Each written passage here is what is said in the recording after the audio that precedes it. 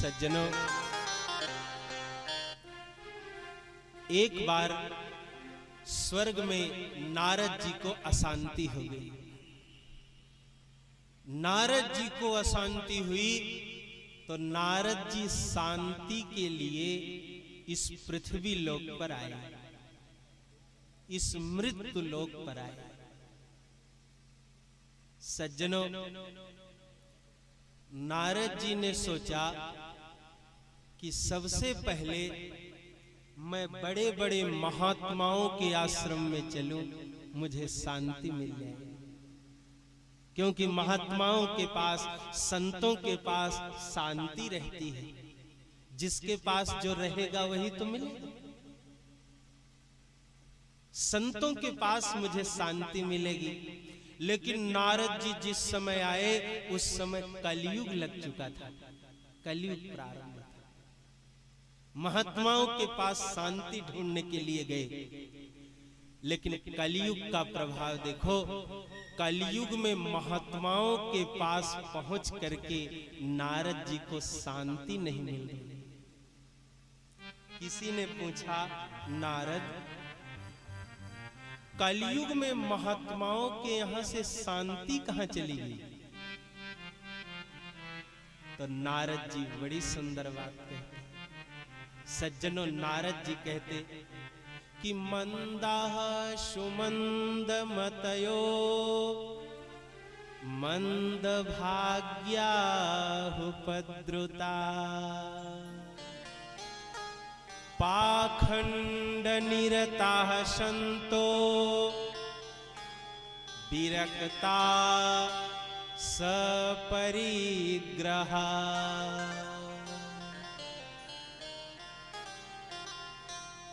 नारद जी कहते कलयुग में संत महात्मा भी पाखंडी हो गए।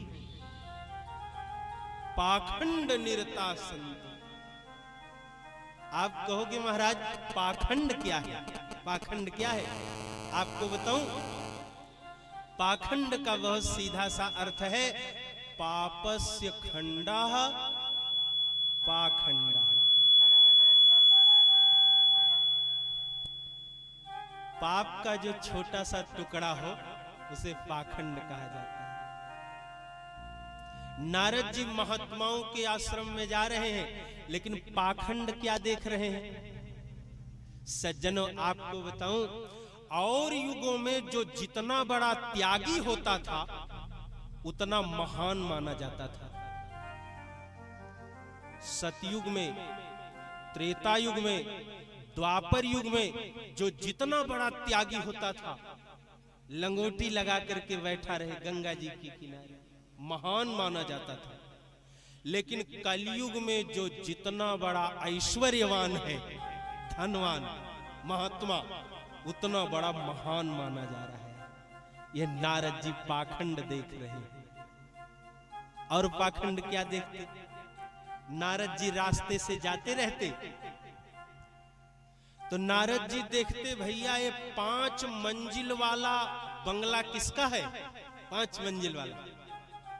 तो लोग हाथ जोड़कर कहते, महाराज यह तो महात्यागी जी का है। नारद जी और पाखंड क्या देखते? नारद जी देखते कुछ छोटे छोटे बच्चे खेल रहे हैं। नारद जी ने पूछा, ये बच्चे किसके हैं? लोग कहते यह बाल ब्रह्मचारी जी के हैं। नारद जी और पाखंड क्या देखते? पूरी सब्जी की सुगंध कहीं से आने लगी। नारद जी ने पूछा, ये पूरी कहां बन रही है? लोग कहते फलाहारी जी महाराज के आश्रम से। बड़ा शोरगुल होने लगा। नारद जी मार्ग से जा रहे थे। नारद जी ने पूछा, इतनी आवाज कहां से हो रही है? लोग कहते, महाराज ये मौनी जी महाराज के आश्रम से आवाज आ रही है। नारद जी पाखंड देख रहे हैं। इसी कारण से महात्माओं के यहां पहुंचकर नारद जी को शांति नहीं मिली। सज्जनों, मैं तो ऐसे महात्माओं को केवल प्रणाम करते हुए चलता हूं कि कितने बड़े महापुरुष थे, जो लिख करके चले गए हैं आज वही हो रहा है। सोच कर देखो भागवत कब लिखी गई, लेकिन जो उन्होंने कलम से लिख दिया उसे आज तक कोई प्रश्न चिन्ह ही नहीं लगा पाया। सज्जनों, नारद जी एक आश्रम में नहीं गए, भागवत जी में लिखा गया है बड़े बड़े आश्रमों में गए। कौन कौन से आश्रम?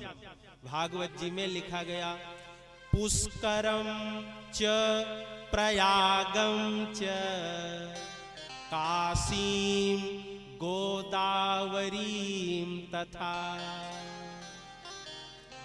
हरिक्षेत्रम कुरुक्षेत्रम श्रीरंगम सेतुबंधनम एवमादिशि तीर्थेषु भ्रममाण इतस्तता। पुष्कर, प्रयाग, काशी, हरिद्वार, कुरुक्षेत्र सारे बड़े बड़े आश्रमों में गए, लेकिन शांति नहीं मिली। नारद जी को शांति नहीं मिली तो नारद जी ने सोचा योगियों के पास चलूं, हो सकता है शांति मिल जाए। योगी, लेकिन योगियों के पास जा रहे हैं तो नारद जी को शांति नहीं मिली। किसी ने पूछा, अरे नारद, कलयुग में योगियों के पास से शांति कहां चली गई? तो नारद जी बड़े सुंदर शब्दों में कहते, नारद जी कहते कि न योगी नैव सिद्धो वा ज्ञानी सत्क्रियो नरः कलिदावा नलेनाद्य साधनम भस्मता है। योग तो करते हुए लोग दिखाई पड़ते, लेकिन योग क्यों किया जा रहा है जानते हो? और युगों में योग था, सतयुग, द्वापर युग, त्रेता युग में योग था, लेकिन कलयुग में योगा हो गया है। सोच कर देखो, और युगों में योग, कलयुग में योगा। और योगा कैसा है? योग का अर्थ क्या है? पातंजल योग, योगश्चित्त वृत्ति निरोधा। अपनी चित्त वृत्ति को भगवान के चरण कमलों में लगाया जाए, यही सबसे बड़ा योग है। लेकिन नारद जी देख रहे हैं कि योग लोग बीमारी दूर करने में कसरत में लगे हैं, व्यायाम को लोग योग कह रहे हैं। योगियों के पास शांति नहीं मिली। सज्जनों, जब योगियों के पास शांति नहीं मिली तो नारद जी शांति की खोज में लगे। अच्छा, सोच करके देखो, नारद जी तो शांति की खोज में लगे हैं, लेकिन कौन अशांति की खोज में लगा है? शांति की खोज में तो सब लगे। नारद जी गृहस्थों के भी घर गए, गृहस्थों के घर। और युगों में गृहस्थों के घरों में भी शांति थी। वशिष्ठ, कर्दम, अत्रि सब गृहस्थ थे। नारद जी ने सोचा गृहस्थ तो स्त्री, पुत्र, परिवार के साथ रहता है, उसके यहाँ शांति होगी, मुझे शांति मिल जाएगी। नारद जी गृहस्थों के घर शांति के लिए गए, लेकिन नारद जी को गृहस्थों के घरों में भी शांति नहीं। किसी ने पूछा, अरे नारद, कलयुग में गृहस्थों के घरों की शांति कहां चली गई? नारद जी ने कहा, कलयुग के गृहस्थों के घरों में दो दोष आ गया, जिसके कारण शांति चली गई। अब मैं नहीं बोलूंगा, हमारे आपके घर में भी यदि यह दो दोष होंगे तो कभी भी शांति नहीं रह सकती। दो दोष क्या है? नारद जी कहते कि कलयुग के गृहस्थों के घरों में दो दोष आ गया। क्या क्या? नारद जी कहते कि तरुणी प्रभुतागे है, श्याल को बुद्धिदायक। कलयुग के गृहस्थों के घरों में तरुणी प्रभुता गे है, जवान स्त्रियों की प्रभुता होगी। सज्जनों, नारद जी देखते कि माता पिता की लोग मानने वाले नहीं रह गए। अच्छा, आज कथा में आए हो तो एक शिक्षा भी लेकर के जाना नारद जी की। क्या? माता पिता का कहना नहीं मानोगे तो चल जाएगा, और चल ही नहीं जाएगा, कितने घरों में चल रहा है, ऐसा बोलना पड़ेगा। क्यों? माता पिता का कहना नहीं मानोगे तो चल रहा है, लेकिन शायद श्रीमती जी का कहना नहीं माने तो जो नहीं होना है वह भी हो जाएगा। क्यों? अच्छा, आप स्वयं देखना, देश में भी बहुमत की सरकार बनती है और घर में भी बहुमत। सोचकर आप देखो कैसा कलयुग है। घर में भी बहुमत और देश में भी बहुमत। नारद जी कहते पहला दोष कलयुग के घरों में है कि जो स्त्रियों की प्रभुता हो, बूढ़ी स्त्री की हो तब भी ठीक है, बूढ़ी की नहीं। एक एक शब्द भागवत जी के देखना, कोई कलम नहीं चला सकता है जो लिख करके महापुरुष चले। नारद जी कह रहे हैं कि तरुणी, तरुण माने जवान, तरुणी प्रभुतागे है। सज्जनों, एक स्थान पर कथा हो रही थी, महात्मा जी ने कथा में कह दिया, जितने लोग अपने पत्नी का कहना मानते हो सब हाथ उठाओ। अच्छा, व्यास मंच से जब महाराजे जी ने कह दिया तो सारे लोग मन में सोचने लगे, भैया बहुत नहीं तो थोड़ा बहुत एक आध बात तो मानना पड़ता है। यही सोच करके सबने हाथ उठा दिया। एक सज्जन ने हाथ नहीं उठाया, एक ने। महात्मा जी ने खड़ा किया, बताओ भैया, तुम पत्नी का कहना नहीं मानते हो? तुमने हाथ नहीं उठाया, सारे लोगों ने उठा दिया, तुम नहीं मानते हो क्या? वे हाथ जोड़कर बोले, महाराज ये सारे लोग तो झूठे हाथ उठा लिए हैं, सच्चा कहना तो मैं ही मानता हूं, मैं बिना पत्नी के कहे हाथ भी नहीं उठा सकता। ऐसी दशा कलयुग की है। किसी ने पूछा, महाराज दूसरा दोष क्या है? तो नारद जी के दूसरा दोष बताते, श्याल को बुद्धिदायका। कलयुग में श्याल को साले लोग सलाहकार हो गए। सज्जनों, और आपको बताऊं, और युगों में सबसे बड़ा हितैषी भाई माना जाता था, इसीलिए भ्राता कहा जाता था। भ्राता माने जानते हो? भयम त्रायते इति भ्राता, जिससे भय समाप्त हो जाए उसे भाई कहा जाता है।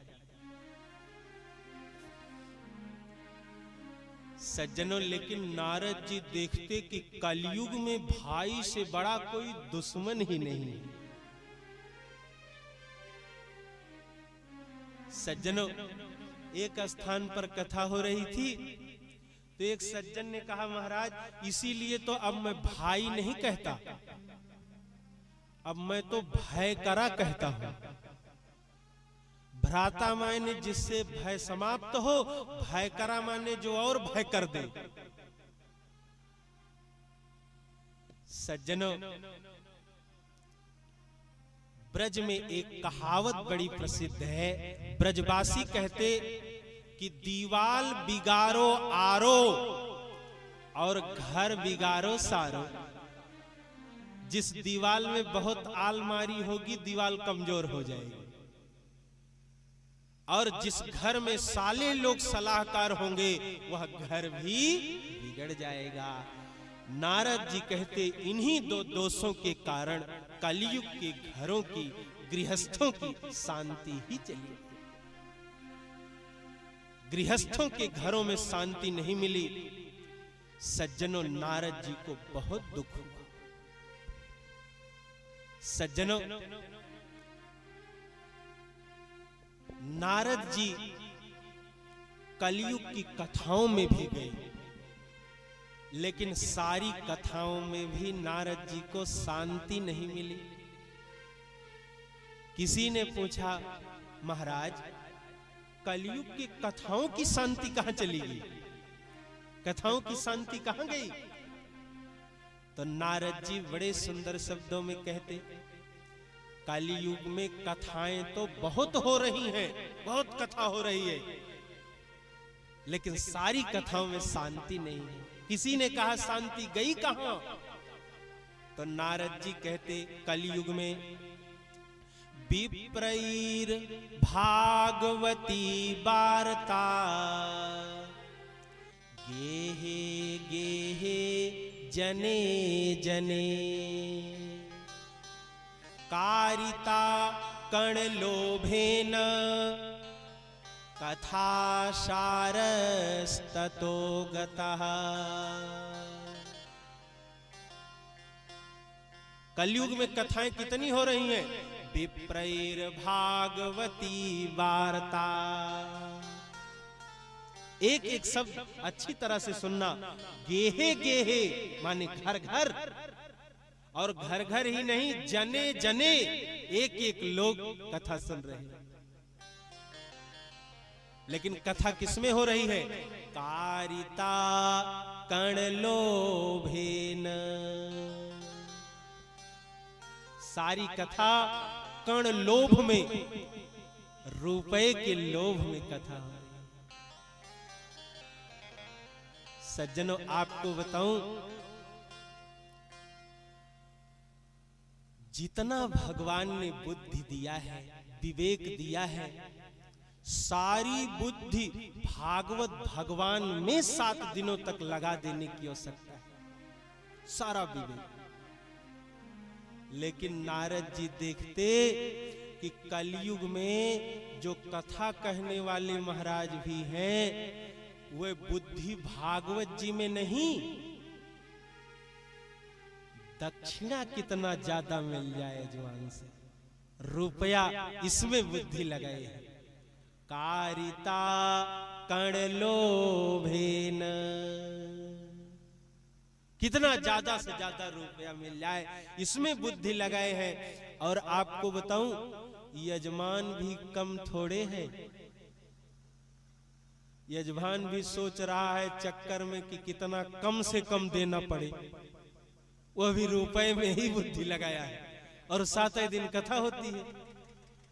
7 दिन कारिता कण लोभ है न, कण लोभ में 7 दिन व्यतीत हो जाता है। इसलिए कथा सारस ततो गतः, जो कथा का सार था वह समाप्त हो गया।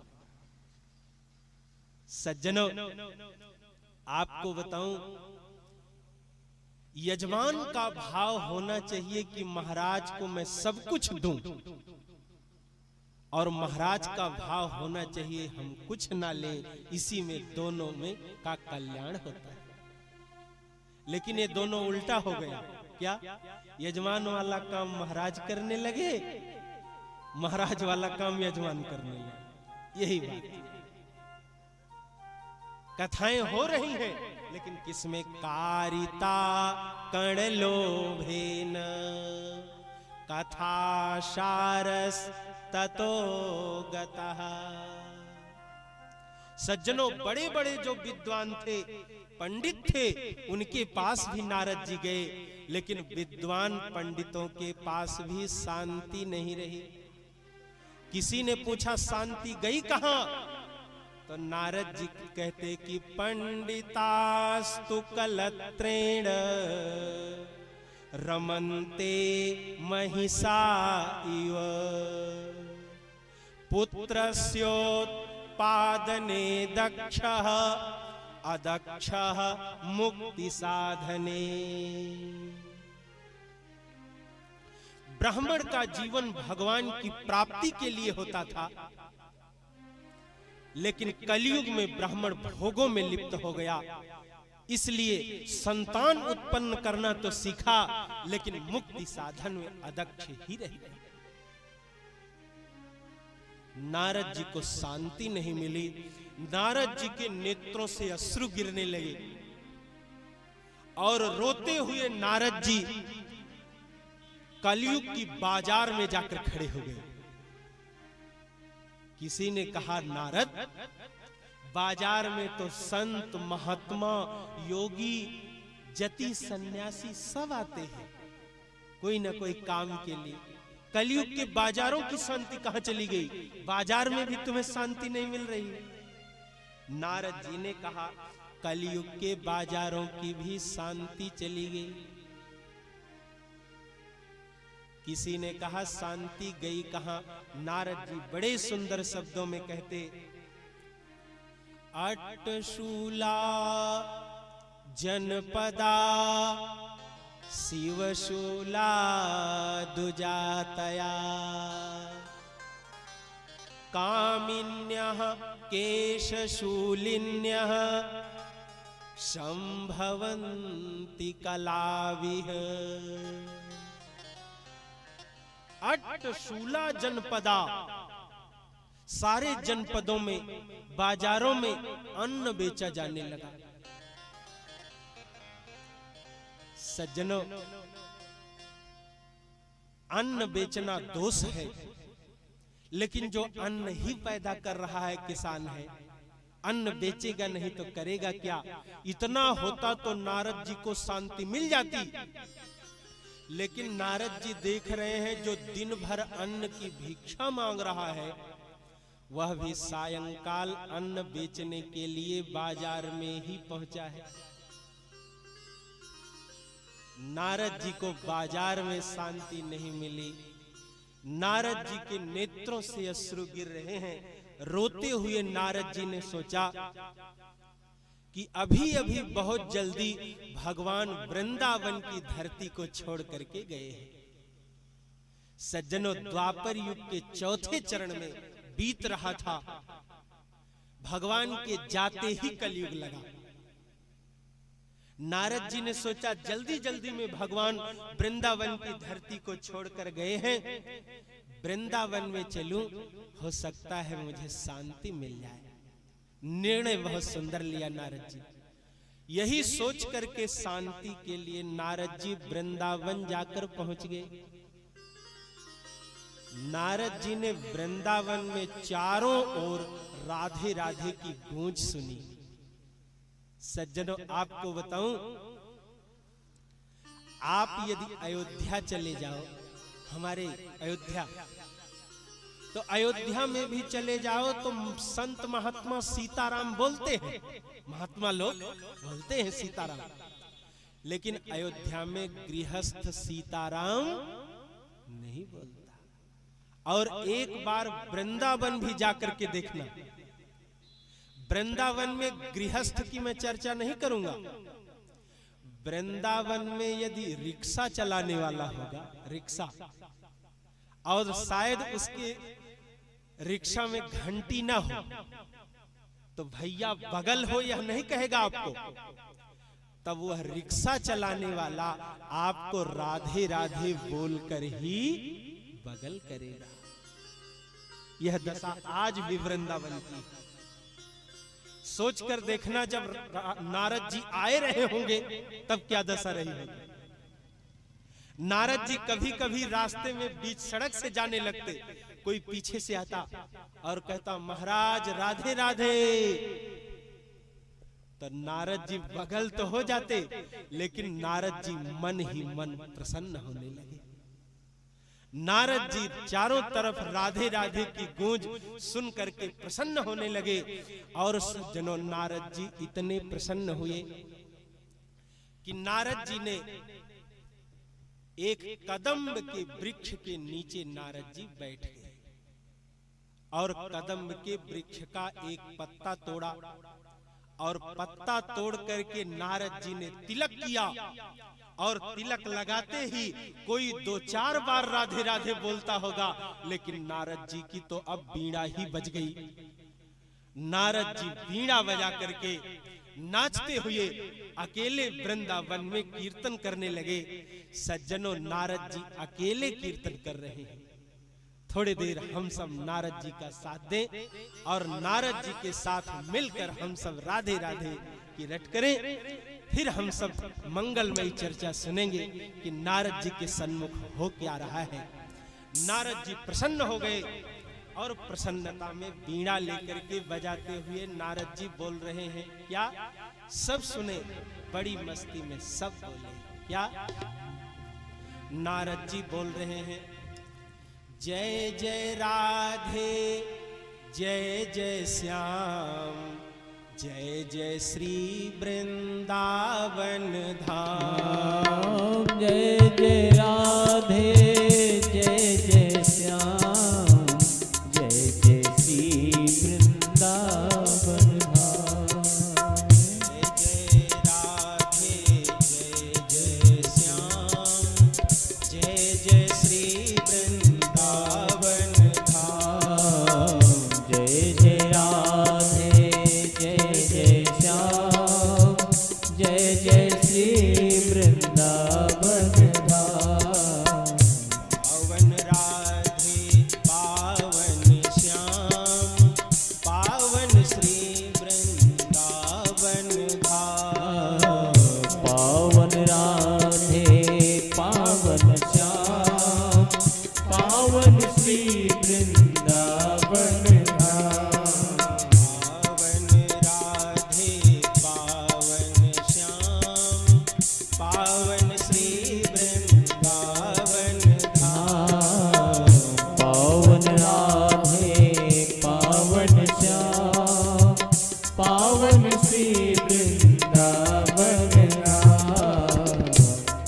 जय राधे, जय जय श्याम, जय जय श्री वृंदावन धाम। जय जय राधे, जय जय श्याम, जय जय श्री वृंदावन धाम। जय जय गोकुल, जय नंदगांव, जय जय श्री बरसानो धाम। जय जय गोकुल, जय नंदगांव, जय जय श्री बरसानो धाम। जय जय गोकुल, जय नंदगांव, जय जय श्री बरसानो धाम। जय जय गोकुल, जय नंदगांव, जय जय श्री बरसानो धाम। जय गोवर्धन, जय यमुना, हरि बिनु कोई नहीं अपना। जय गोवर्धन, जय यमुना, हर बिन कोई नहीं अपना। जय जय राधे, जय जय श्याम, जय जय श्री वृंदावन धाम। जय जय राधे, जय जय श्याम, जय जय श्री वृंदावन धाम। हरि बोल, हरि बोल।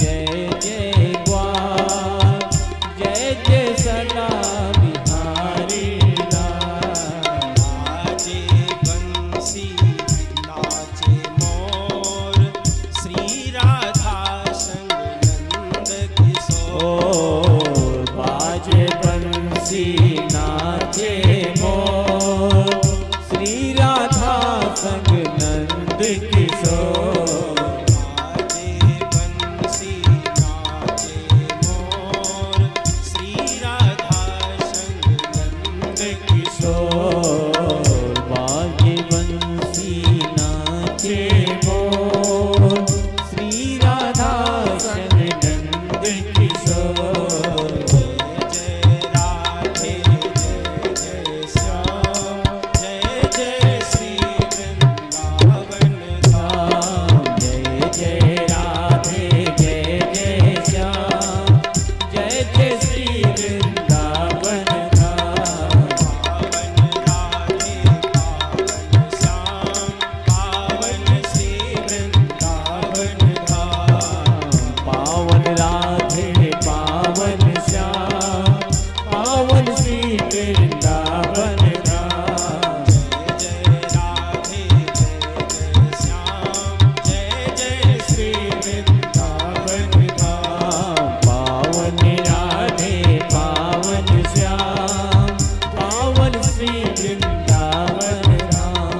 पावन राधे पावन श्याम, पावन श्री वृंदावन धाम। पावन राधे पावन श्याम, पावन श्री वृंदावन धाम। राधे जय जय श्याम, जय जय श्री वृंदावन धाम। राधे जय जय श्याम, जय जय श्री वृंदावन धाम। राधे जय जय श्याम, जय जय श्री वृंदावन धाम। जय जय राधे जय जय श्याम, जय जय श्री वृंदावन धाम। जय राधे जय जय श्याम, जय जय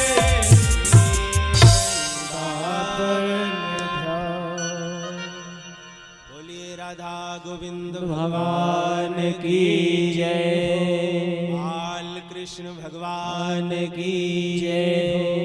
जय जय श्री राधे। सज्जनों, नारद जी बड़ी मस्ती में बीड़ा बजाते हुए कीर्तन कर ही रहे थे कि नारद जी कीर्तन करते करते दूर पर एक कौतूहल देखा। कौतूहल क्या देख रहे हैं? नारद जी ने दूर पर देखा कि दो पुरुष मूर्छित अवस्था में गिरे पड़े हैं। दो पुरुष मूर्छित पड़े हैं। एक स्त्री बार बार उठाने की कोशिश कर रही है और बहुत सारी स्त्रियां चारों तरफ से घिर करके पंखा झल रही, पंखा कर रही, और उस स्त्री के दोनों नेत्रों से अश्रु गिर रहे हैं, रोती जा रही है और उन दोनों पुरुषों को उठा रही है, लेकिन उठ नहीं रहे हैं। नारद जी ने यह दूर से देखा, दूर से देखा कीर्तन करते हुए। अब कीर्तन तो कर ही रहे थे, दूर से नेत्रों से आंसू गिरते हुए देखा, उठाते हुए देखा। तो पहली बात बता दूं, पहली बात निवेदन करूं सज्जनों, पहली बात यह है कि जो व्यक्ति जैसा रहता है सबसे पहले दूसरे को भी उसी तरह से समझता है। सबकी बात है। आपको बताऊं, कोई चोर यदि होगा तो किसी को एकांत में देखेगा तो पहले यही समझेगा किसी वस्तु की तैयारी में होगा। क्यों? जो जैसा रहता है वैसे सोचता है। इसीलिए नारद जी ने जब दूर से यह दृश्य देखा तो नारद जी सोच रहे हैं कि लग रहा है कोई प्रभु प्रेम में रो रहा है। अब देखो सोचने का तरीका, नारद जी सोच रहे हैं कोई भगवान के प्रेम में रो रहा है। और दूसरी बात बता दूं, दूसरी बात यह है कि सज्जनों, संत कभी भी एकांत में पराई स्त्री के पास जाता नहीं। और मुझे तो लगता है नारद जी की इस बात को कलयुग के सारे महात्मा समझ लें तो कलयुग के महात्मा जेल जाना बंद हो जाए। दूर से नारद जी ने देखा, इसीलिए नारद जी ने दूर से ही हाथ जोड़ा और सिर झुका करके प्रणाम किया। दूर से ही सिर झुकाकर प्रणाम किए और नारद जी ने रास्ता बदल दिया। नारद जी दूसरे रास्ते से जाने लगे। अच्छा, जब नारद जी ने रास्ता बदला तब वह स्त्री जोर से वहीं से बुला करके बोली, जोर से वहीं से बोल रही है। क्या वह स्त्री बोल रही है? भो भो साधो क्षणं तिष्ठ मच्चिन्तामपि नाशय दर्शनं तव लोकस्य सर्वथा घहरं परम। उस स्त्री ने कहा, भो भो साधो, अरे अरे साधो, अरे अरे महात्मन, क्षणम तिष्ठ, एक क्षण के लिए रुको, एक क्षण के लिए रुको। नारद जी रुक गए। सज्जनों, यह स्त्री क्यों इसलिए कह रही है कि एक क्षण के लिए रुको, क्षणम तिष्ठ? आपको बताऊं, कथा में आए हो तो आज शिक्षा लेकर के जाना। पहले दिन की कथा है, शिक्षा लेकर के जाना। संत का क्षण और अन्न का कण, ये दोनों बहुत महत्वपूर्ण होते हैं। इसलिए जीवन में इन दोनों को कभी बर्बाद मत करना। संत का क्षण और अन्न का कण। किसी महात्मा के पास जाओ तो यही पूछो कि महाराज भगवान कैसे मिलेंगे। ये मत पूछना कि 1.25 करोड़ वाली फैक्ट्री कैसे चलेगी। संत का क्षण कभी बेकार मत करना और अन्न का कण बर्बाद मत करना। इसीलिए स्त्री कह रही है कि क्षणम तिष्ठ मच्चिन्तामपि नाशय, हमारी भी चिंता आप दूर कर दो, चिंता दूर कर।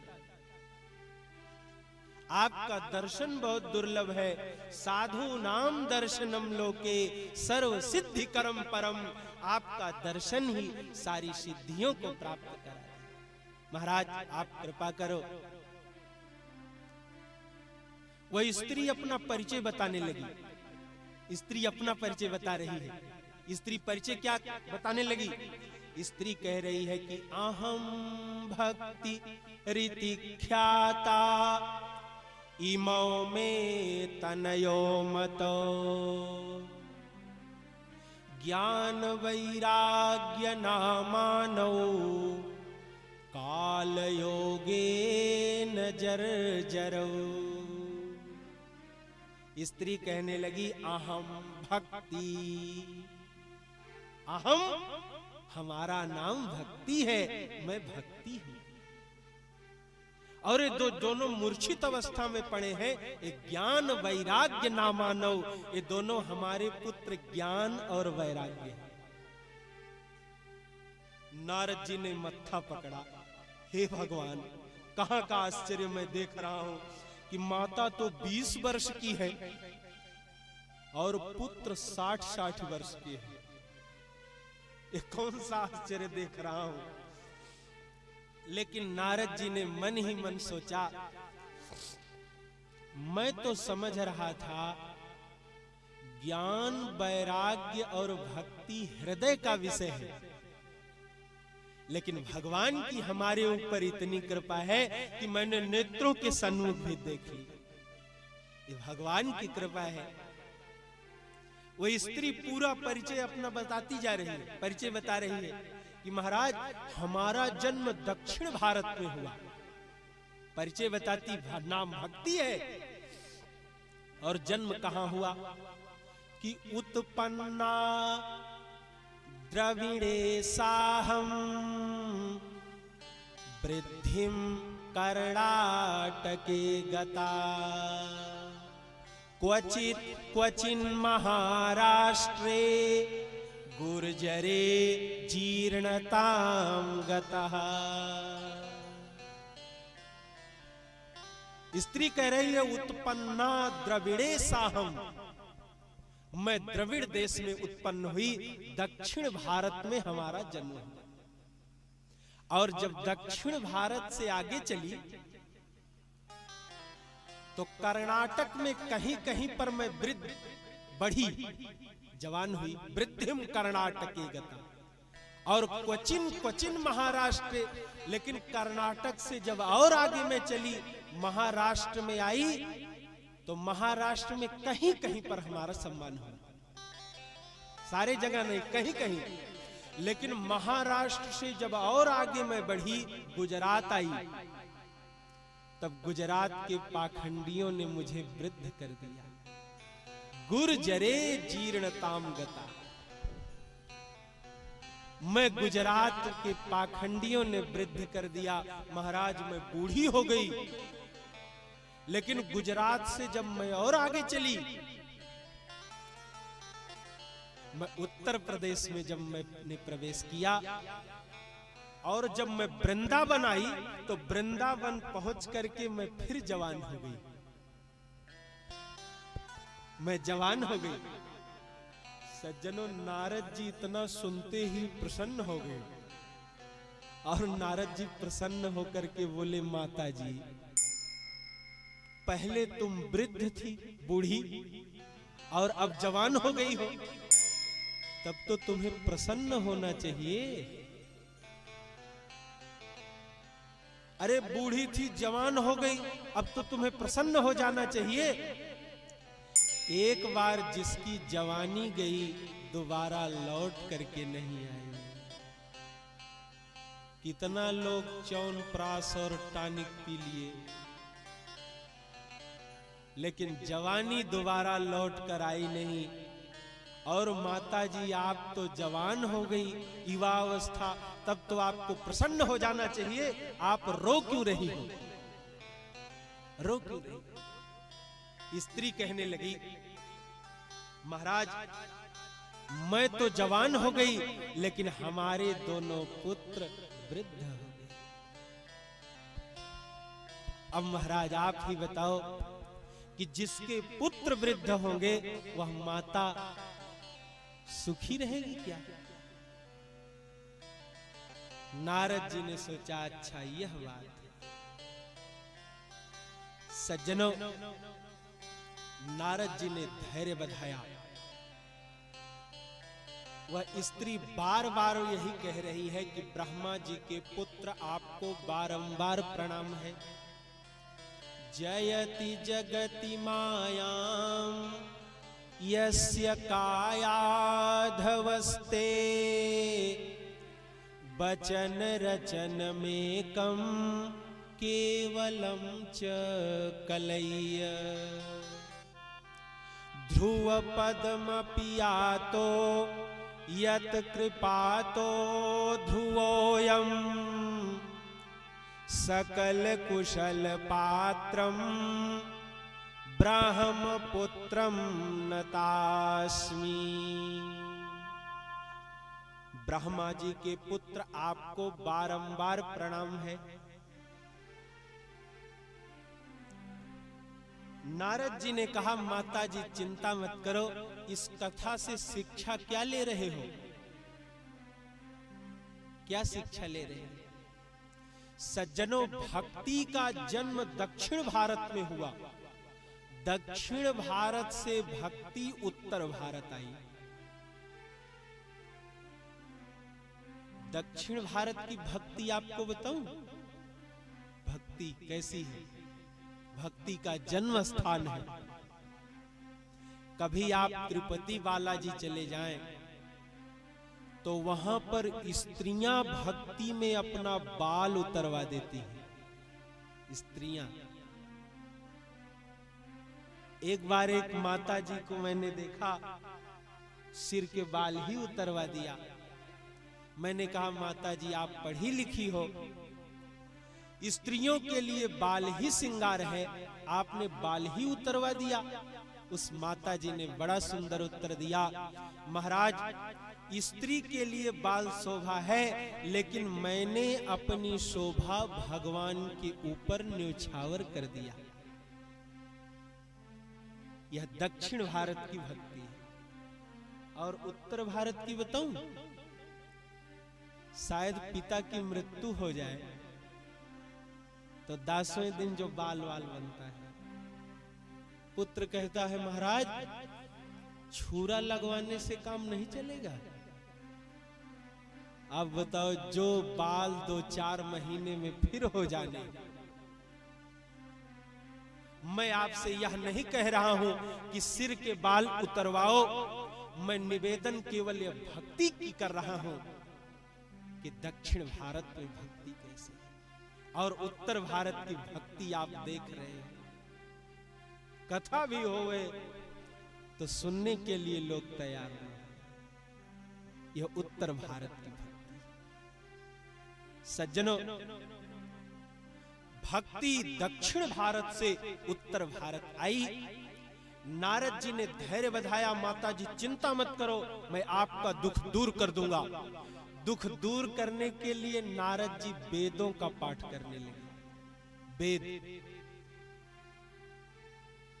वेदांत का पाठ करने लगे। और वेद वेदांत ही नहीं, बार बार गीता जी का पाठ करने लगे। सूत जी महाराज सुना रहे हैं, वेद वेदांत घोखैश्च गीता पाठैर मुहुर्मुहु। मुहुर्मुहु बार बार गीता जी का पाठ किया, वेद वेदांत का पाठ किया। नारद जी जब तक पाठ करते वो दोनों पुरुष उठते, लेकिन नारद जी का बोलना बंद कि दोनों पुरुष गिरे। अब आप सोच करके देखो, नारद जी कितने देर तक बोलते रहे। बोलते बोलते नारद जी थक गए।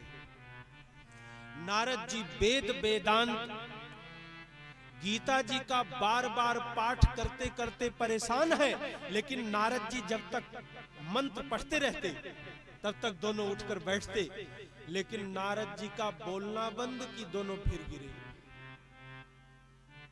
नारद जी परेशान हो। नारद जी ने धैर्य बंधाया, माता जी चिंता मत करो, मैं आपका दुख दूर करूंगा। सज्जनों, इस कथा से शिक्षा क्या ले रहे हैं?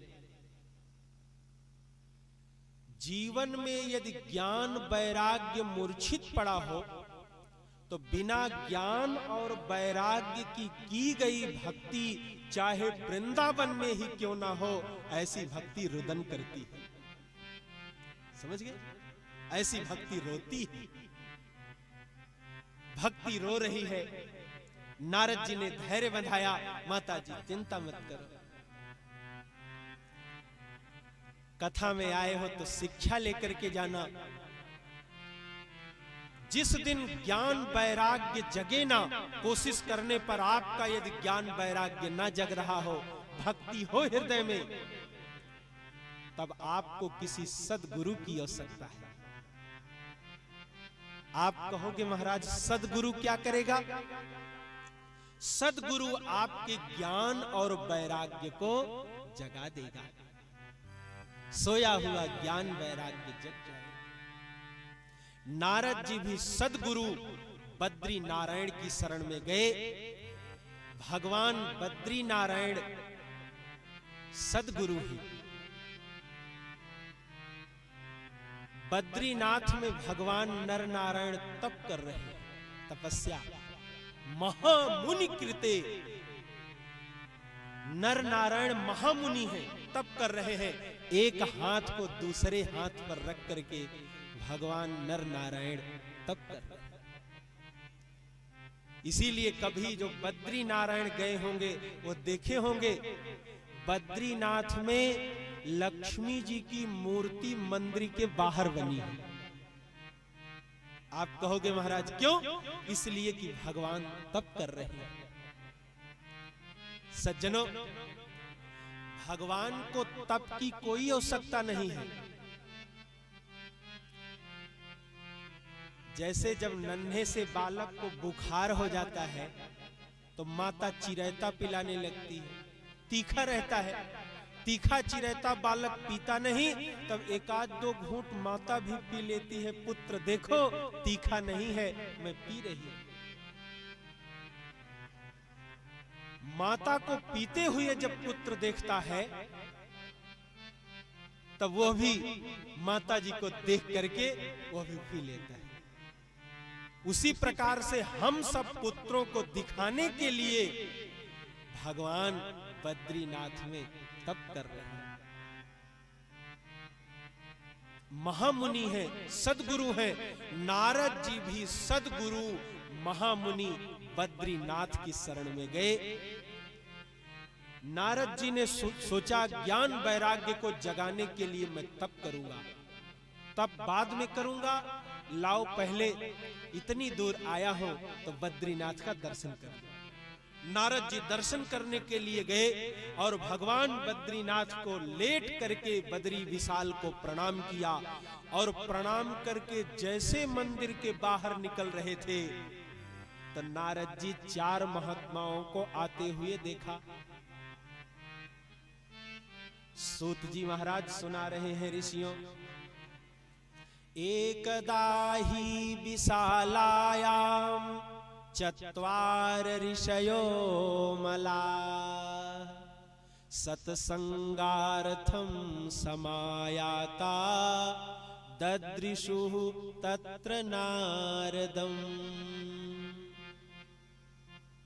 ददृशु, नारद जी ने चारों महात्माओं को देखा और चारों महात्माओं ने नारद जी को देखा।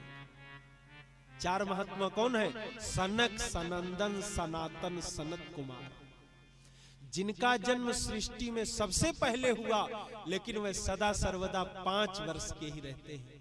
5 वर्ष से उनकी अवस्था न अधिक होती है न कम। सज्जनों, चारों महात्माओं को नारद जी ने देखा और चारों महात्मा नारद जी को देखकर बोल पड़े, इदानीं शून्य चित्तोसी गतवित्तो यथा जनः। महाराज, आपका चित्त शून्य हो रहा है, आपके लिए नोचिदम वद कारणम ना उचितम, आपके लिए यह उचित नहीं है। नारद जी पूरी कथा सुनाते हुए चले गए। मैं शांति के लिए आया था, शांति तो मिली नहीं। वृंदावन में कुछ कीर्तन वगैरह किया, लेकिन फिर वहां पर मैं ज्ञान वैराग्य के दुख को दूर करने के लिए घूम रहा हूं। चारों महात्माओं ने कहा, नारद आपको कौन बताए, ज्ञान वैराग्य और भक्ति श्रीमद् भागवत महापुराण श्रवण करने से ही उठ सकते हैं, जवान हो सकते हैं, युवा हो सकते हैं। श्रीमद् भागवतान, भागवत के ही श्रवण से वो चारों उठ जाएंगे। नारद जी ने कहा, मैंने वेदों को सुना दिया है, वेद मैंने सुना दिया। अब जब वेद से नहीं जगे तो भागवत तो वेदों का सार है। जब मूल से कोई नहीं जगा तो सार से क्या जगेंगे। व्यास जी ने 1 लाख वेद के मंत्रों को ही 18,000 श्लोकों में कर दिया है। चारों महात्माओं ने समझाया, नारद कोई गुड़ खाए, गुड़ किसी को खिलाया जाए, और वह सोचने लगे भाई गुड़ तो गन्ने के रस से बनता है, गन्ने में जाकर गुड़ वाला स्वाद ढूंढने लगे तो मिलेगा। गन्ना चूसने से जैसे गुड़ का स्वाद नहीं मिलता, जबकि गन्ने के रस से ही गुड़ बनता है, उसी प्रकार से भागवत भी वेदों का सार है। लेकिन सार में जो वस्तु है वह मूल में भी, वेदों में भी नहीं है, जो भागवत जी में है। और उदाहरण दिया, क्या कोई यदि आम का फल खावे मीठा लगे, अब सोचने लगे आम के वृक्ष से ही तो फल आता है, जाकर टहनी चबाने लगे, आम की पत्तियां चबाने लगे, तो आम के फल वाला स्वाद मिलेगा? अरे आम के वृक्ष से ही होता है। तो जैसे आम के वृक्ष से हुए फल का स्वाद वृक्षों में नहीं रहता, उसी प्रकार वेदों का सार है भागवत, लेकिन जो स्वाद भागवत जी में है वह वेदों में भी नहीं। नारद जी को बात समझ में आ गई। चारों महात्माओं ने कहा कोई और पुराण श्रवण करोगे तो ज्ञान बढ़ेगा, लेकिन वैराग्य और भक्ति वृद्ध हो जाएगी। कोई और पुराण सुनोगे तो वैराग्य बढ़ेगा, लेकिन ज्ञान और भक्ति कम हो जाएगी। कोई और पुराण सुनोगे तो भक्ति बढ़ेगी, लेकिन ज्ञान वैराग्य वृद्ध हो जाएंगे। लेकिन श्रीमद् भागवत महापुराण श्रवण करने से ज्ञान, वैराग्य और भक्ति तीनों युवा हो जाते हैं। आप भागवत सुनो। नारद जी ने कहा इतने दिनों तक मैं शांति के लिए परेशान, फिर ज्ञान वैराग्य के लिए परेशान, अब मैं कथा कहने वाला व्यास कहां ढूंढने जाऊं? महाराज ऐसा करो, आप ही मुझे कथा सुना दो। चरणों में सिर रख दिया। चारों महात्माओं ने कहा मैं ठहरा महात्मा, मैं तो भगवान के घर में रहता हूं, लेकिन आपकी इच्छा है तो बहुत अधिक मैं संसार में नहीं जा सकता, लेकिन भगवान के घर से निकल करके भगवान के द्वार तक मैं चलूंगा, भगवान के द्वार पर मैं कथा सुनाऊंगा। सज्जनों, बद्रीनाथ भगवान का घर है और हरिद्वार हरि का द्वार है, भगवान का हरिद्वार में मैं कथा सुनाऊंगा। नारद जी ने कहा महाराज आप हरिद्वार में सुनाओगे, ज्ञान वैराग्य वृंदावन में गिरे हैं, उतनी दूर से कैसे जगेंगे? अच्छा, कुछ लोग कभी कभी सोचते हैं महाराज घरे में एकदम कथा सुनूं मैं अपने, वेदी पर दूर सुनूंगा तो पुण्य नहीं मिलेगा क्या? दूर से पुण्य नहीं मिलता? अरे यही बात चारों महात्माओं ने समझाया। नारद, भागवत की महिमा देखना, पड़े रहने दो वृंदावन में, तुझे पुण्य फल हरिद्वार में ही मिलेगा। यह भागवत जी की महिमा है। सज्जनों, पहली बार इस पृथ्वी पर अब तक जो कथाएं हुई हैं वह कोई ब्रह्मलोक में हुई, कोई स्वर्ग लोक में हुई, लेकिन पहली बार सनक सनंदन सनातन और सनत कुमार ने हरिद्वार में गंगा जी के तट पर गंगा जी के तट पर आनंद नामक तट पर भागवत जी की मंगलमयी चर्चा प्रारंभ। नारद जी यजमान बने बैठे हैं, हमारे यजमान की तरह हाथ जोड़कर बैठे। नारद जी बैठे, सनक जी कथा सुनाते।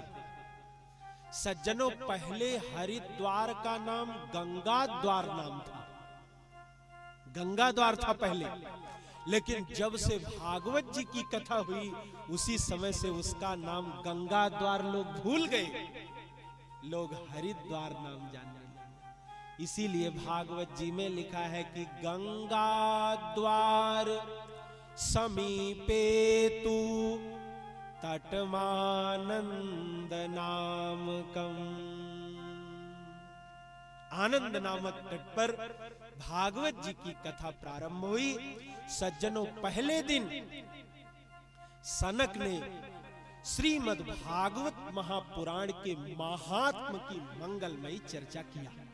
पहले दिन कथा महात्म की हुई और दूसरे दिन चारों महात्माओं ने जैसे कथा प्रारंभ किया तो कथा प्रारंभ करते ही नारद जी यजमान के रूप में बैठे हैं, एक कौतूहल देख रहे हैं। क्या? नारद जी ने कथा में एक कौतूहल देखा। यजमान के आसन पर बैठे बैठे कौतूहल देख रहे हैं। कौतूहल क्या देखा? नारद जी देख रहे हैं कि भक्ति सुतौ तौ तरुणौ गृहीत्वा प्रेमैकरूपा सहसा विरासी श्री कृष्ण गोविंद हरे मुरारे नाथेति नामानि मुहुर्वदन्ति भक्ति सुतौ तौ तरुणौ गृहीत्वा। नारद जी जो ज्ञान वैराग्य को वृद्ध छोड़ करके आए थे वृंदावन में, वो तरुणों जवान होकर के और नाचते हुए ज्ञान वैराग्य और भक्ति हरिद्वार में दूसरे दिन के कथा पांडाल में जाकर पहुंच गए और भक्ति अर्थों की माला पहने हैं और माला पहने हुए कीर्तन करते हुए श्री कृष्ण गोविंद हरे मुरारे का कीर्तन करते हुए ज्ञान वैराग्य और भक्ति हरिद्वार में आनंद नामक तट पर पहुंच गए। अब भक्ति तो सीधे नारद जी के पास जाकर पहुंची। नारद जी यजमान रूप में बैठे थे हाथ जोड़कर। भक्ति ने कहा, नारद यह बताओ मैं कहां बैठूं? बड़ी भारी भीड़ लगी थी, सारे लोग एकत्रित होकर कथा सुन रहे थे। अब नारद जी कलयुग के यजमान की तरह तो थे नहीं। भक्ति ने कहा, कहां बैठूं? नारद जी आश्चर्यचकित तो हैं, वृंदावन से आ गए हैं, लेकिन सोच रहे हैं अब ज्यादा बात न करना पड़े। इसलिए नारद जी ने कहा, अरे भक्ति देख क्या रही है, तू भक्तों के हृदय में बैठ जा। उसी समय भक्ति मैया भक्तों के हृदय में विराजमान हो गई। और सज्जनों, मंगलमयी चर्चा हरिद्वार के आनंद नामक घाट पर प्रारंभ है। देश काल और परिस्थिति के अनुसार थोड़े थोड़े में श्रवण करना पड़ेगा। कथा देश काल और परिस्थित्यानुसारेण होती है, परिस्थिति के अनुसार। सनक सनंदन सनातन सनत कुमार ने बड़ी सुंदर महात्मा की चर्चा किया। क्या? चारों महात्माओं ने कहा कि भागवत जी की कथा कोई साधारण नहीं है।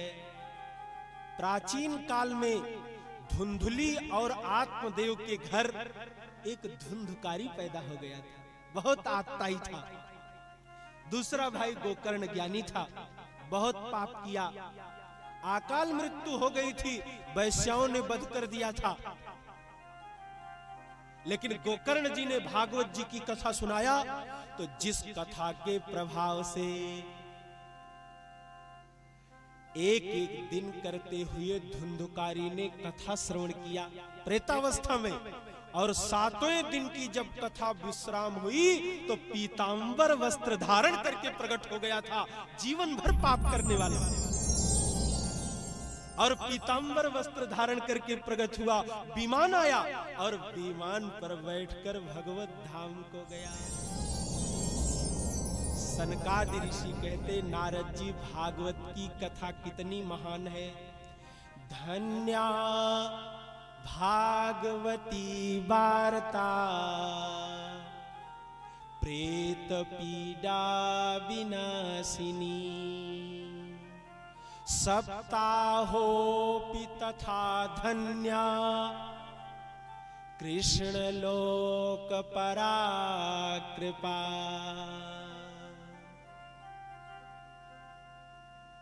प्रेत पीड़ा विनाशिनी, यह प्रेत को भी मुक्ति देने वाली कैसी भागवत जी की कथा है।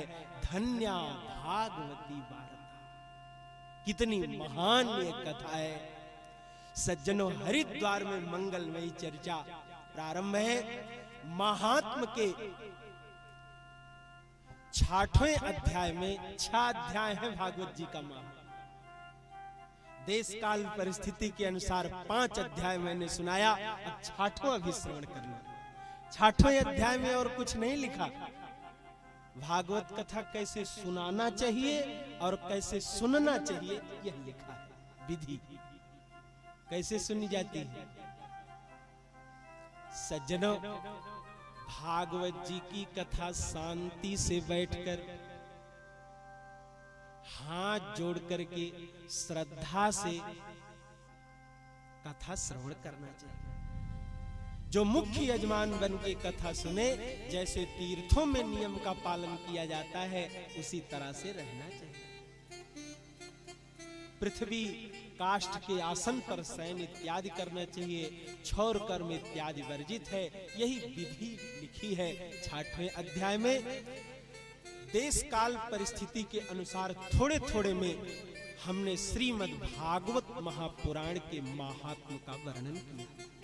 आज प्रथम दिवस था, थोड़ी अव्यवस्था भी रहती है, लेकिन कल से ठीक समय से सभी भक्तजन पधारे। जैसे आप कथा सुनोगे वैसे कथा सुनाई जाए। सज्जनों, और यह मंगलमयी चर्चा आपकी श्रवण करने की विधि के ऊपर है।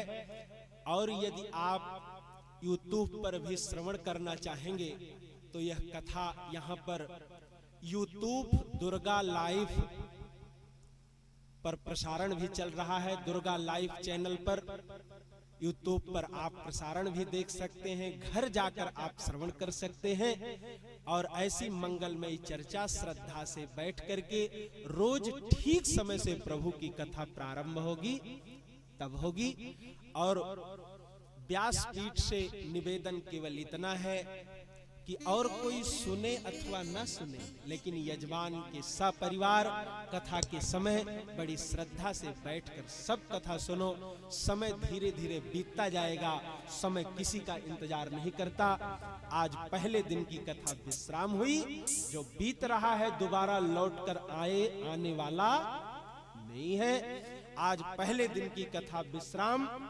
कल ठीक समय से सभी भक्तजन मंगलमयी पांडाल में पधारे।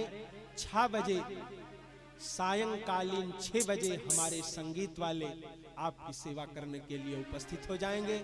हम भी ठीक समय से प्रभु की सेवा में उपस्थित होंगे। यजमान भी ठीक समय से पधार करके मंगलमयी चर्चा करें। प्रेम और श्रद्धा से अब मिलकर प्रभु नाम संकीर्तन किया जाएगा और फिर आरती और प्रसाद वितरण होगा। लेकिन इसके पहले प्रेम और श्रद्धा से सब सुनेंगे, सब बोलेंगे। क्या?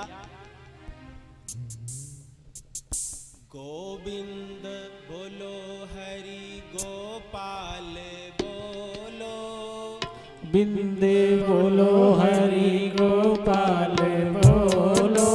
गोविंद जय जय गोपाल जय जय, गोविंद जय जय गोपाल जय जय। गोविंद बोलो, हरि गोपाल बोलो, गोविंद बोलो, हरि गोपाल बोलो। गोविंद बोलो, हरि गोपाल बोलो,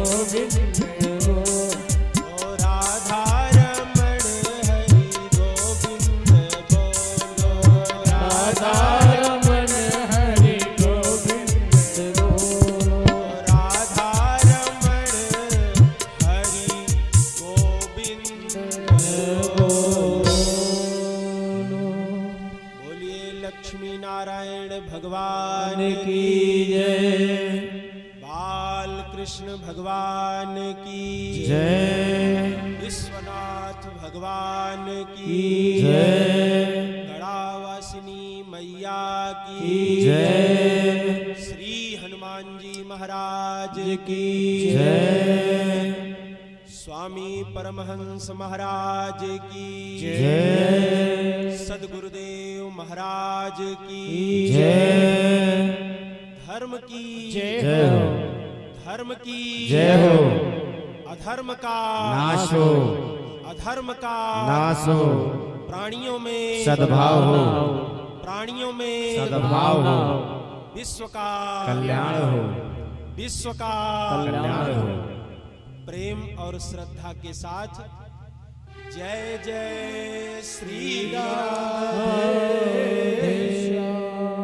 जय जय श्री राम। जय जय श्री राम।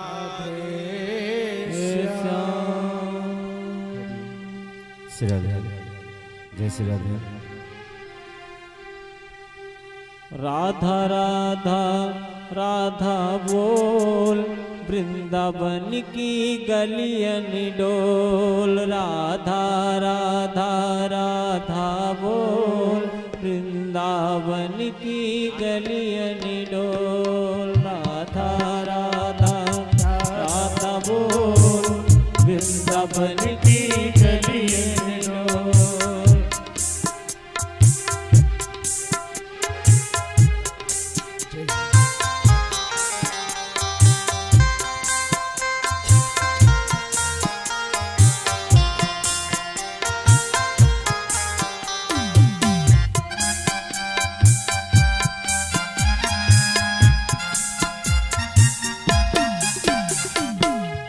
राधा राधा राधा बोल, राधा राधा राधा बोल, वृंदावन की गलियन डोल डोल डोल डोल। राधा राधा राधा बोल, वृंदावन की गलियन डोल। राधा राधा राधा बोल, वृंदावन की गलियन राधे।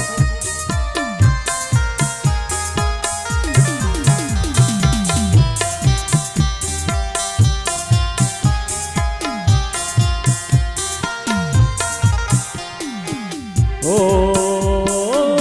श्याम के संग श्याम के अंग पीतांबर सोहे, श्याम के अंग पीतांबर सोहे। श्याम के अंग पीतांबर सोहे, श्याम के अंग पीतांबर सोहे। राधा के शीश चुनर अनमोल, राधा के शीश, राधा के शीश चुनर अनमोल। वृंदावन की गलियन डोल। जय हो। राधा राधा राधा बोल, वृंदावन की गलियन डोल।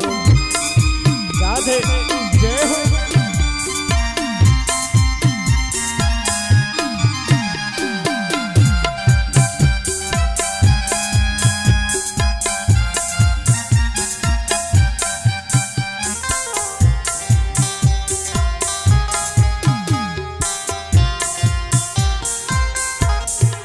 ओ श्याम के शीश पे मुकुट विराजे, मुकुट विराजे, हाँ मुकुट विराजे, विराजे मुकुट विराजे। श्याम के शीश पे मुकुट विराजे, मुकुट विराजे, हाँ मुकुट विराजे।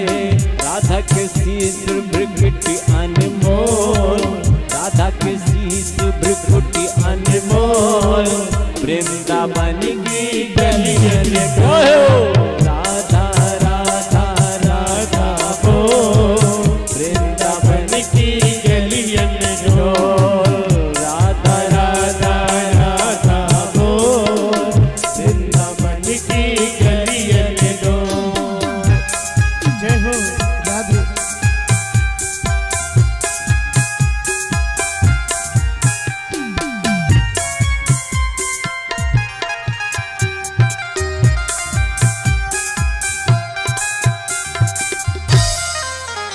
बोलिए वृंदावन बिहारी लाल की जय। आइए सभी भक्तगण यथास्थान विराजमान। प्रजननम में अस्तु दश वीरग्वं सर्वगणगुं सुस्थे आत्मसनिः प्रजासनिः पशुसनिः लोकसन्निभेसनिम् अग्निं प्रजां बहुलं में करोदवन्नं पयोरेतो अस्मासु दत्तो। श्री भागवत भगवान की है आरती, पापियों को पाप से है तारती। श्री भागवत भगवान की है आरती, पापियों को पाप से है तारती। पापियों को पाप से है तारती, पापियों को पाप से है तारती। श्री भागवत भगवान की है आरती, पापियों को पाप से है तारती। श्री भागवत भगवान की है आरती, पापियों को पाप से है तारती। ये अमर ग्रंथ ये मुक्ति पंथ ये पंचम वेद निराला, ज्योति जगाने वाला। अमर ग्रंथ मुक्ति पंथ पंचम वेद निराला, नव ज्योति जगाने वाला। हरि नाम यही हरि नाम यही हरि नाम यही हरि नाम यही, जग के मंगल की आरती आरती। पापियों को पाप से है तारती। श्री भागवत भगवान की है आरती, पापियों को पाप से है तारती। श्री भागवत भगवान की है आरती, पापियों को पाप से है तारती। ये शांति गीत पावन पुनीत पापों को मिटाने वाला, हरि दर्श कराने वाला। ये शांति गीत पावन पुनीत पापों को मिटाने वाला, हरि दर्श कराने वाला। करनी ये दुख हरनी ये सुख करनी ये दुख हरनी। श्री मधुसूदन की आरती, पापियों को पाप से है तारती। श्री भागवत भगवान की है आरती, पापियों को पाप से है तारती। ये मधुर बोल जगपंथ कोल सन्मार्ग बताने वाला, बिगड़ी को बनाने वाला। ये मधुर बोल जगपंथ कोल सन्मार्ग बताने वाला, बिगड़ी को बनाने वाला। ये मधुर बोल जगपंथ कोल सन्मार्ग दिखाने वाला, बिगड़ी को बनाने वाला। ये मधुर बोल जगपंथ कोल सन्मार्ग बताने वाला, बिगड़ी को बनाने वाला। श्री राम यही घनश्याम यही, श्री राम यही घनश्याम यही। प्रभु के महिमा की आरती, पापियों को पाप से है तारती। श्री भागवत भगवान की है आरती, पापियों को पाप से है तारती। श्री भागवत भगवान की है आरती, पापियों को पाप से है तारती। कर्पूर गौरम करुणावतारम संसार सारम भुजगेन्द्रहारम सदा वसंतम हृदयारविंदे भवं भवानी सहितं नमामि तमेव माता च पिता तमेव तमेव बन्धो च सखा त्वमेव तमेव विद्या सर्वं तमेव तमेव सर्वं मम देव देव तमेव सर्वं मम देव देव। चले शीतलीकरण